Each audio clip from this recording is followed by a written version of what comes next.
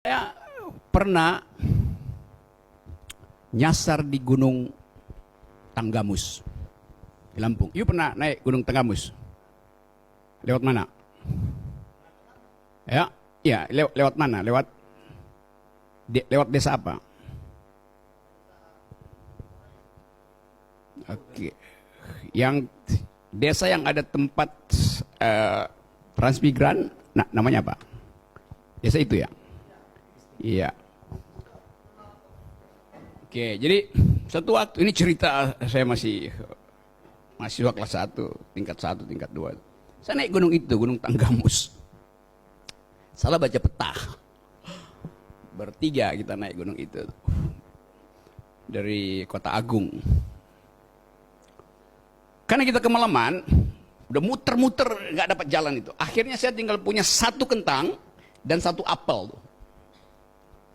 Masing-masing kita tinggal satu kentang, satu apel. Mau survive dengan modal itu. Kita hitung ini nggak nyampe, ini pasti kita udah nyasar. Jadi kita bikin camp sederhana tuh, bivak, ya tenda sederhana tuh. Lagi tidur jam 2 malam, tiba-tiba itu saya bikin tenda itu di cekungan.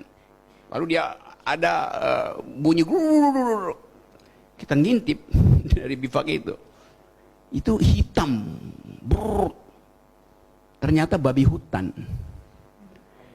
rombongan babi hutan, mungkin kira-kira 300 babi itu, itu tinggal kira-kira 2 senti dari kepala saya. Jadi bayangin kalau saya bikin bivak tidak di cekungan itu di sini, itu pasti habis diajar. Karena babi hutan nggak mau tahu itu jalan dia nggak peduli. Kemana dia mengarah? Ke desa transmigran tadi, karena desa itu lagi panen kentang kecil-kecil itu. Jadi bagi si babi hutan, dia nggak peduli halangan apapun, yang penting dia tiba di desa itu karena itu kelaparan dia. Dia merampok makanan di situ, lalu dia balik. Dia bukan koruptor, dia diperintah oleh nalurinya untuk cari makan. Pejabat kita lebih dari itu. Udah kenyang, masih lampai kepala rakyat buat tiba di sumber-sumber kekuasaan, buat mencuri di situ. Lebih dari itu. Itu hal kalau saya bandingkan, karena you cerita tentang Lampung itu. Jadi itulah ukuran yang hendak kita ucapkan, bahwa eksesif dari kekuasaan adalah korupsi. Babi hutan tidak eksesif pada kekuasaan. Secara natural dia mesti makan itu. Jadi itu poinnya. Jadi bagaimana supaya tidak kelihatan lakukan korupsi? Ya jadi babi hutan. Karena itu bukan korupsi namanya. Mau makan. Tapi tadi saya bilang bahwa manusia itu tidak mungkin jadi binatang. Dia bisa jadi di atas binatang. Sebagai animal rasional, kita adalah animal rasional, binatang yang berpikir, atau dia di bawah binatang. Yaitu udah kenyang, tapi masih mencuri. Binatang itu kalau lapar dia mencuri, tapi manusia udah kenyang pun masih mencuri. Jadi dia statusnya itu subhuman, sub-animal, di bawah animus, di bawah kebinatangan. Nah, kita mau pulihkan itu dengan mengatakan bahwa kemanusiaan itu didesain untuk membagi, bukan untuk merampas. That's the philosophy. Yang berikut soal apa tadi? Apa tadi ya? Yang kedua? Oke. Oke, ya. Dan kita, kalau kita kritik kekuasaan, kita dianggap oposisi dan kadrun itu. Tadi siapa yang bikin tadi pantun tadi?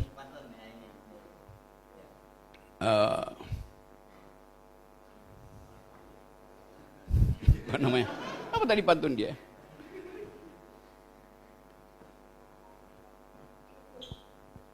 Siang hari mencari harta karun, Jangan bilang saya kadrun.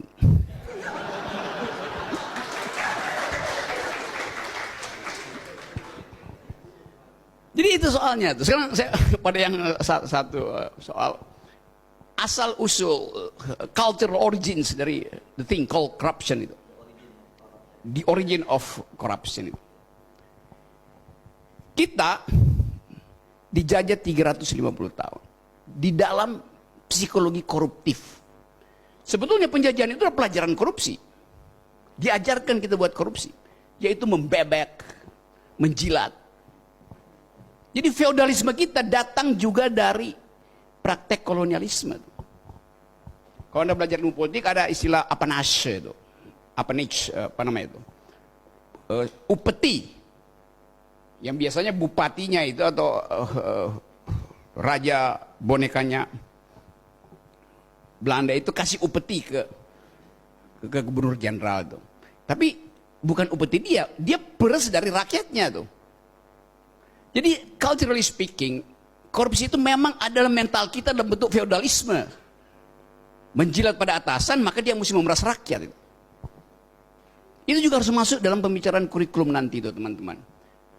Tadi istilah Pak Herzog tadi, the origin of corruption itu, the social origin atau cultural origin dari corruption.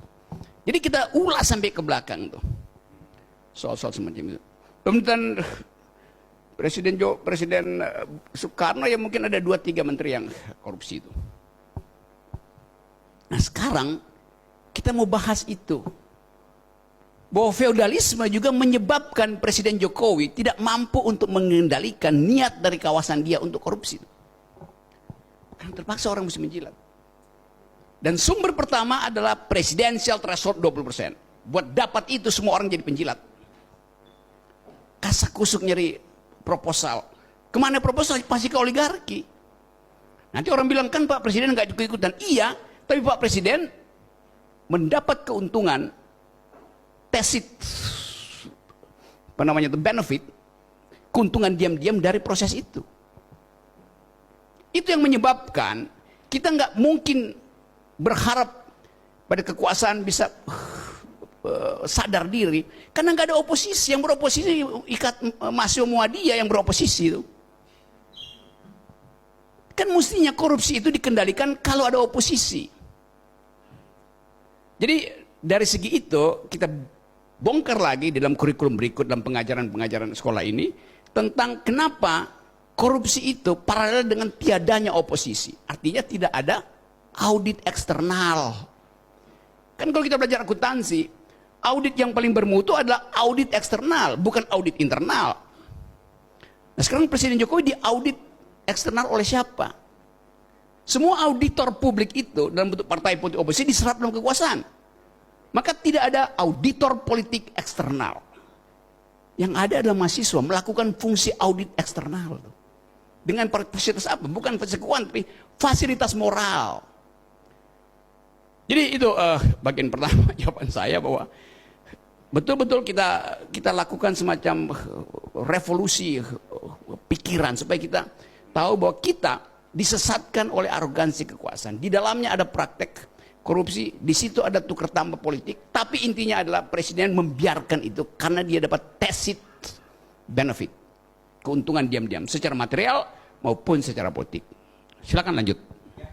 Oke, sebelum saya buka pertanyaan berikutnya, saya akan membantu Anda untuk menjawab Bung Rocky. Nggak mungkin Bung Rocky yang menyampaikan sendiri. Tadi Anda menyimak Pak Busro kan menyatakan bahwa korupsi itu ada by need, by greed gitu ya, terutama itu ya, karena kebutuhan dan karena kerakusan gitu ya, itu yang paling penting.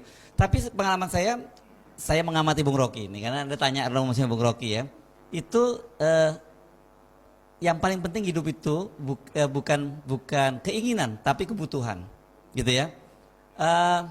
Siapa kemarin yang ngotot nanya kepada tim kami dari Forum News Network, Bung Rocky jam berapa, Pak Rocky jam berapa datangnya gitu, kami mau jemput. Kita udah kasih tahu bahwa nggak perlu dijemput Bung Rocky, gitu ya. Bung Rocky bisa datang sendiri dan nanti dia bisa pergi sendiri kan biasanya gitu, tapi ngotot aja tetap jemput. Nah orang-orang seperti Bung Rocky ini, nah, silakan ya, kalau mau tahu nggak apa-apa. Yang saran saya adalah itu yang paling penting itu bangun brand Anda sendiri ya.